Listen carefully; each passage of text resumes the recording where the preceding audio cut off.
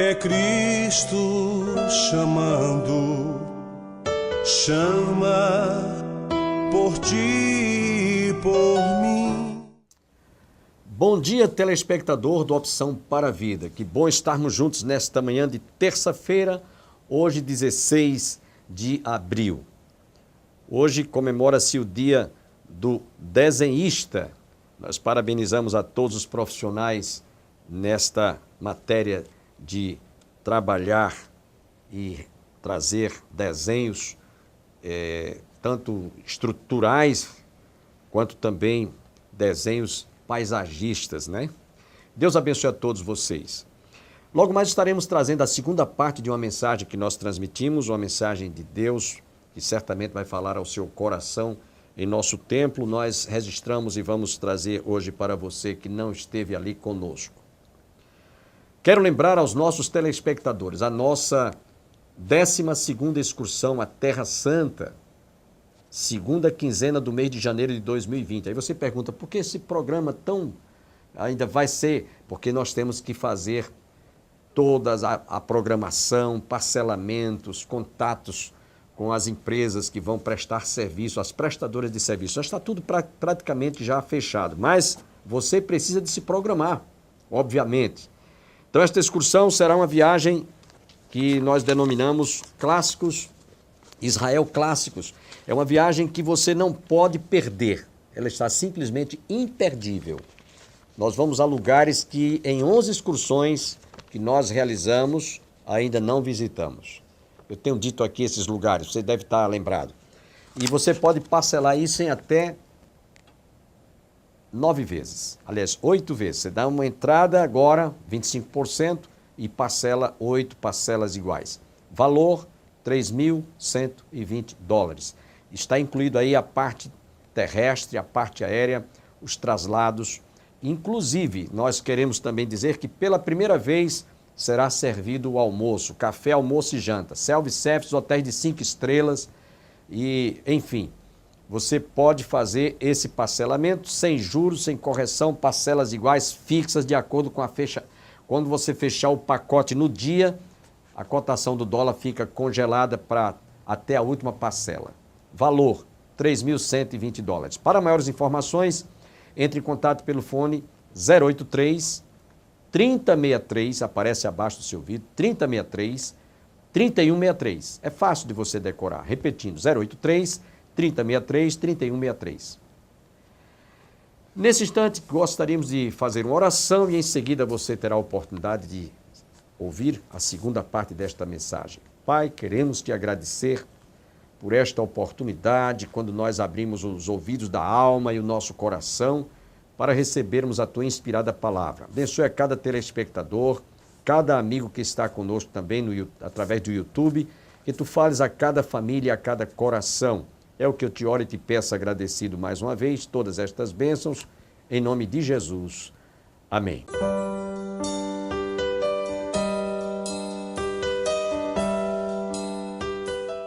Faraó, quando começou a perceber que todas as famílias judias estavam crescendo e estavam se proliferando em todo o Egito, ele ficou com medo, ficou apavorado.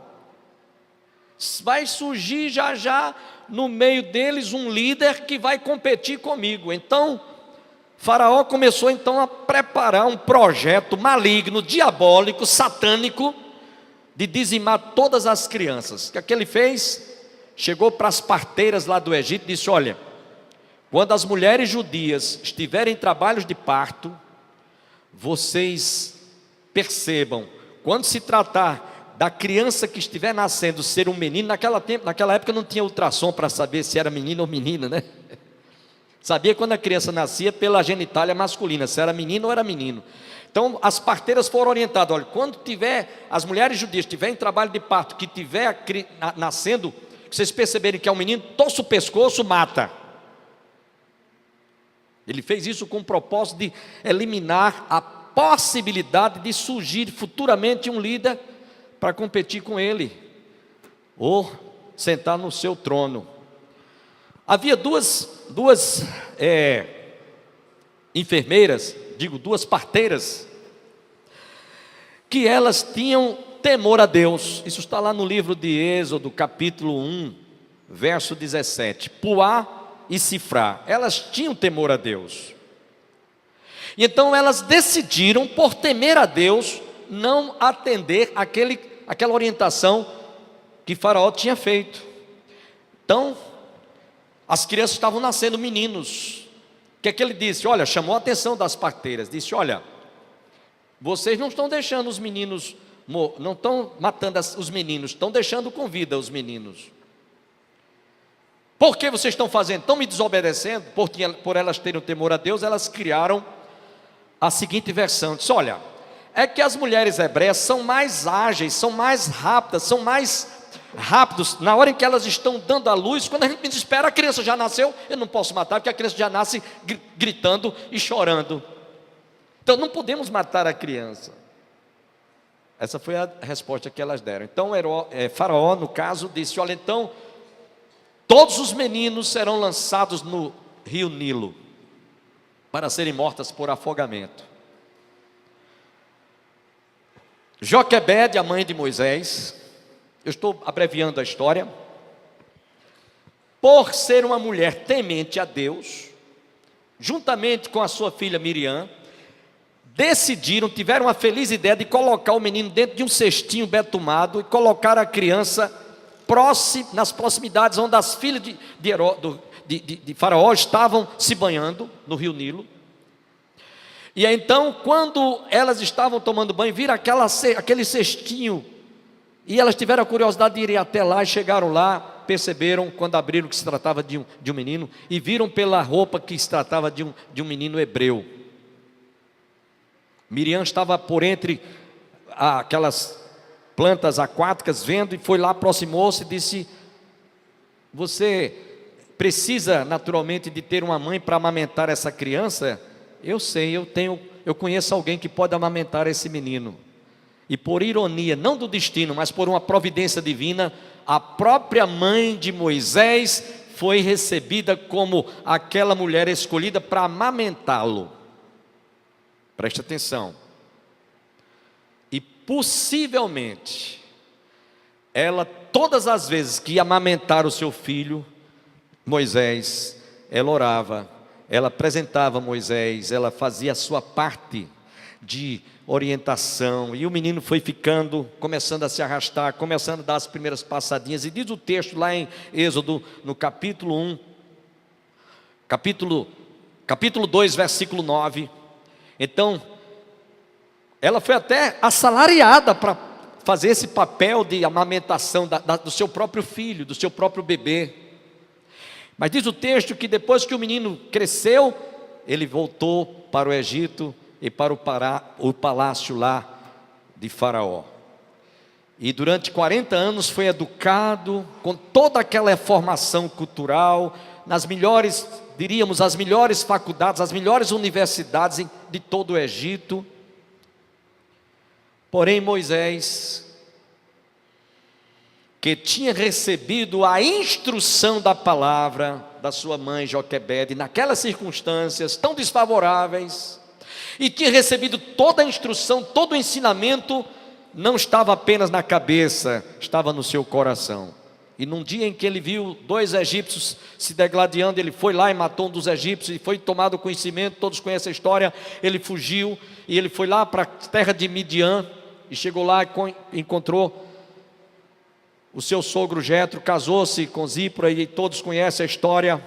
Durante todo o tempo, Moisés passou um período fora da convivência da cultura egípcia, e diz a palavra que ele, depois que teve um encontro com o Senhor lá no Monte Sinai, ou no Monte Horebe, Deus falou ao seu coração, e passados 40 anos, nos diz a palavra de Deus, conforme lemos lá no livro de Atos dos Apóstolos, capítulo 7, versículo 22, e eu queria ler esse texto para que vocês entendam um pouquinho dessa história. Nós encontramos a palavra de Deus falando sobre o que este homem absorveu durante o tempo que esteve lá naquela situação. Estevão, quando fez a sua defesa e testemunhou de tudo que ele tinha conhecido acerca da palavra de Deus, nos diz nos versos 22 a 38 do capítulo 7 de Atos. Eu vou ler para vocês. Quando foi exposto, a filha de Faraó o recolheu e o criou como seu próprio filho. E Moisés foi educado em toda a ciência dos egípcios, era poderoso em palavras e obras. Quando completou 40 anos, veio-lhe a ideia de visitar seus irmãos e os filhos de Israel. Vendo um homem tratando injustamente, tomou-lhe a defesa e vingou o oprimido, matando o egípcio. Ora, Moisés cuidava que seus irmãos entenderiam que Deus os queria salvar por intermédio dele. Eles, porém, não compreenderam. No dia seguinte, aproximou-se uns que brigavam e procurou reconduzi-los à paz, dizendo: homem, vós sois irmãos, e por que ofendais uns aos outros? Mas o que agrediu o próximo repeliu, dizendo: quem te constituiu autoridade e juiz entre nós? Acaso queres matar-me como fizeste ontem contra um egípcio? A estas palavras Moisés fugiu e tornou-se peregrino na terra de Midian, onde lhe nasceram 2 filhos. Essa parte que vocês ouviram. E eu queria também ler, que eu já citei, Hebreus capítulo 11. É importante na galeria dos heróis da fé, essa citação que eu vou ler para vocês, Hebreus capítulo 11, versos 23 a 29, que trata de uma parte deste acontecido, versos 23 a 29. Pela fé Moisés, apenas nascido, foi ocultado por seus pais durante 3 meses, porque viram que a criança era formosa. Também não ficaram amedrontados pelo decreto do rei.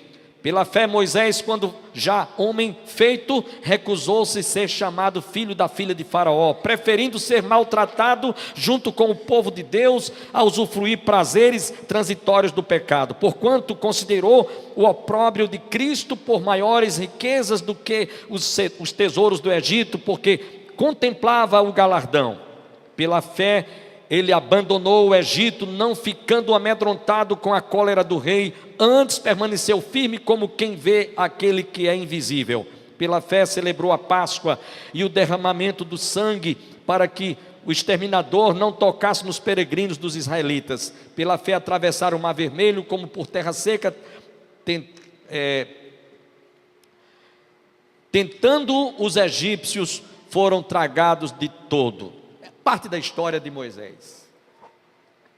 Por que eu estou lendo isso aqui? Para mostrar para vocês que o curto período de tempo que Moisés esteve sob a companhia de Joquebede, sua mãe, todo o ensinamento, todo o embasamento que ele recebeu da palavra de Deus, foi suficiente para que aquele homem mais tarde, depois de 40 anos, se recusasse a ser filho da filha de Faraó. Gente, é como alguém que tinha o privilégio de ser um magnata, de ser um rei, de se tornar o homem mais famoso do mundo, e ele rejeitou tudo isso, por causa do conhecimento que ele tinha da palavra, que tinha sido passado por sua mãe. Então, quando se cumpre na vida de um filho, promessas como Provérbios 22:6, instrui a criança no caminho que deve andar, estamos citando o primeiro exemplo de Moisés. Depois de adulto, passados 40 anos, esse homem estava com a palavra plantada, o alicerce que ele recebeu desde a sua mais tenra idade, foi suficiente para ele rejeitar privilégios, que alguém podia até dizer: você é um otário, você é um tolo, você é um besta, como é que você joga fora esse privilégio que você tem de ter se tornado filho da filha de Faraó, uma honra, um privilégio, e você agora voltar a ser um escravo. Irmãos, quando a gente conhece a palavra de Deus, não há como negociar nada que, ainda que nos promova algum privilégio materialmente falando, não vale a pena você diminuir aquilo que você recebeu de Deus, diminuir por negociar aquilo que você recebeu de Deus. Esse é o primeiro exemplo no Velho Testamento. É importante, mãe, é importante, pai, você ensinar o seu filho, instruir o seu filho, passar para o seu filho o conhecimento da palavra. O segundo exemplo é de uma menina judia. A Bíblia não diz o nome dela. O nome dessa menina ficou no anonimato. Mas diz a palavra de Deus que quando Israel foi levado cativo para a Síria, está lá em 2 Reis, capítulo 5, eu vou ler somente os versículos de 1 a 3. 2 Reis, capítulo 5, versículos de 1 a 3. Eu vou apenas ler, porque a história é longa, mas só em você ouvi-la, você vai entender. Diz a palavra que havia em meio os exilados uma menina, uma mocinha, uma garota. Talvez, não sabemos se ela tinha 12 ou 13 anos. Naamã, comandante do rei do exército da Síria, era grande homem diante do seu senhor e de muito conceito, porque por ele o Senhor dera vitória à Síria. Ele era herói de guerra, porém leproso. Saíram tropas da Síria e da terra de Israel e levaram cativa uma menina que ficou ao serviço da mulher de Naamã, como uma babá de criança, ela ficou com uma mocinha, para cuidar a sua senhora, mulher de Naamã. Porém aquela menina estava lá e ela disse à sua senhora: tomara o meu senhor estivesse diante do profeta que está em Samaria, ele o restauraria da sua lepra. Irmãos, aquela menina foi levada cativa como exilada, mas levou consigo na sua memória, na sua mente, no seu coração, uma coisa que ela certamente, de tanto ouvir por parte dos seus pais, o que ninguém poderia tirar, que chama-se fé. E quando ela chegou lá, que se deparou com a situação em que Naamã estava leproso, ela disse: quem me dera o meu senhor estivesse diante do profeta que está em Samaria. E observem que aquele comandante participou ao rei da Síria. Este, por sua vez, mandou uma carta para que Naamã fosse até Samaria, chegasse lá e procurasse o profeta Eliseu, para que ele pudesse resolver o problema da lepra daquele homem, que era uma doença incurável na época. Mas diz a palavra que quando o rei de Samaria recebeu aquela carta, disse: ele está provocando, chamando isso para a gente brigar aqui. Eu por acaso tenho algum poder miraculoso de curar esse homem leproso? E alguém disse: olha, chegou ao conhecimento de Eliseu, ele disse: olha, por acaso não tem aqui um profeta em Samaria que não possa buscar a solução para esse problema em Deus? E foram introduziram-no até a presença de Eliseu. E diz a palavra que quando ele recebeu aquela comitiva, ele disse: olha, você vai lá no Rio Jordão, dê 7 mergulhos e você vai ficar curado. Quando ele ouviu isso, Naamã disse: isso é até um desaforo, em outras palavras. Como é que eu chego aqui, eu não sou recebido com honras de um mandatário vindo lá da Síria, ele me recebe assim, como se eu fosse uma pessoa comum qualquer, e ainda mais manda eu me banhar lá no Rio Jordão, um rio poluído. E realmente o Rio Jordão é um rio poluído. A água é muito suja. Eu já tive a oportunidade algumas vezes até de realizar batismo. O irmão foi batizado lá. Realmente é uma água poluída, não é uma água límpida, não é uma água pura, límpida. Ele disse: eu tenho 2 rios lá na Síria, Arbana e Farpá, e são rios límpidos, de água pura, límpida. E ele manda eu vir me banhar aqui nessa água suja do Rio Jordão.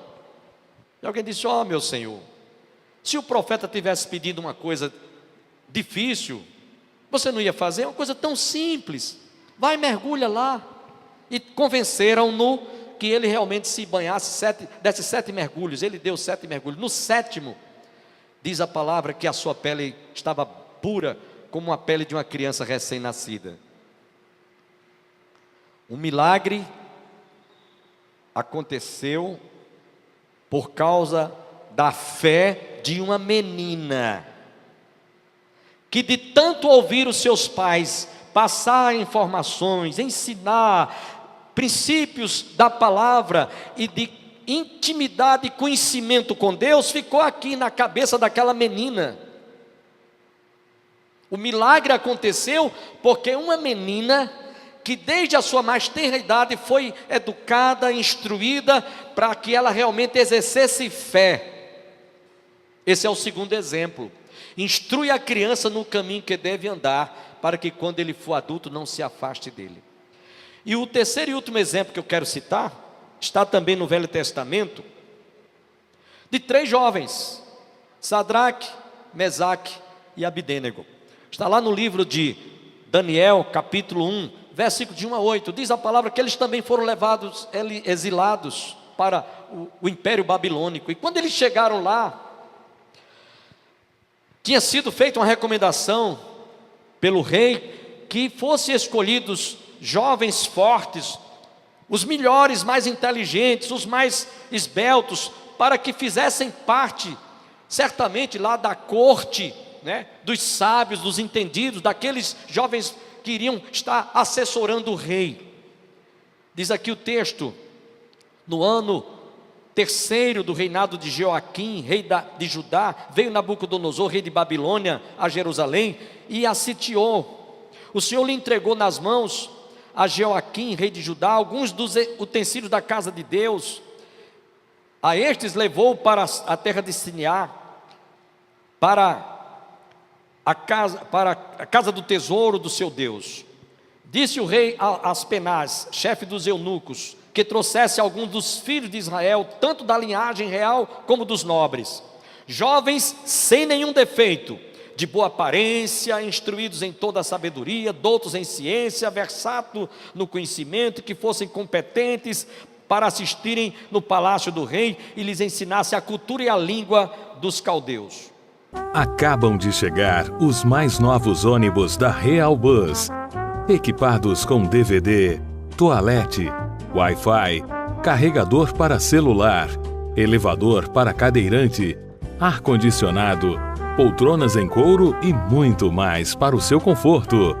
Viaje com segurança e pontualidade em novos horários. Real Bus, transportando vidas e sonhos. A Deus seja a glória.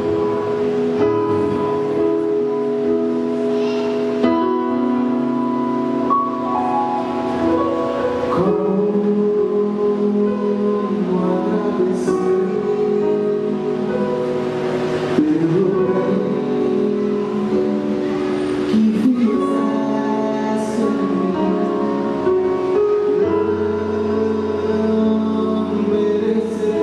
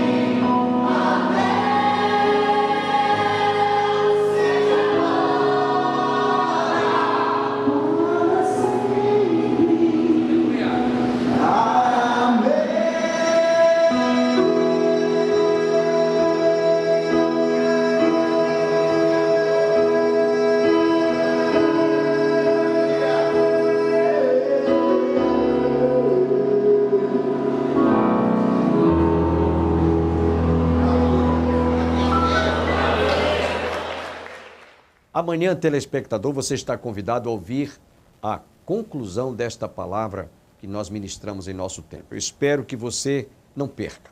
Quero também agradecer aos nossos amigos telespectadores que estão ligados conosco, alguns em pleno trabalho, atividades seculares, alguns são porteiros que estão ligados conosco de determinados hotéis aqui da cidade e em outras regiões. Deus os abençoe grandissimamente.